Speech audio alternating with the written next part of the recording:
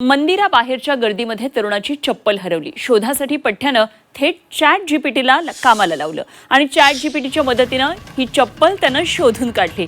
तंत्रज्ञानाची ही कमाल आहे आणि त्यामुळे तरुणाची ही धमाल पाहायला मिळते।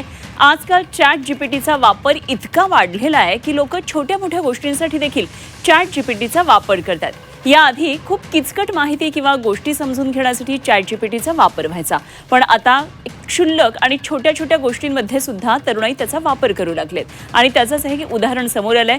उज्जैनमधली घटना आहे। उज्जैनच्या महाकाल मंदिरामध्ये दर्शनासाठी गेलेल्या तरुणाची चप्पल या गर्दीमध्ये हरवली।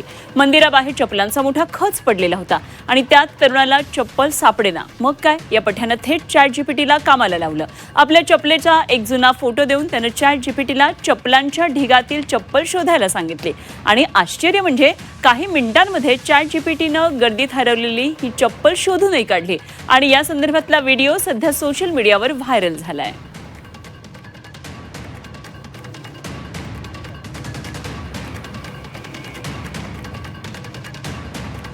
तर हा शोध कसा लावला त्याची दृश्य आपण एका बाजूला पाहतोय। चॅट जीपीटीला या तरुणानं कसं कामाला लावलं आपली चप्पल शोधण्यासाठी आणि त्याचा व्हिडिओ हा आता अशा प्रकारे व्हायरल सुद्धा झालेला आहे। या एवढ्या मोठ्या चप्पलांच्या ढिगाऱ्यातून या तरुणाला त्याची चप्पल अखेर सापडली आणि तीही चॅट जीपीटीच्या माध्यमातून।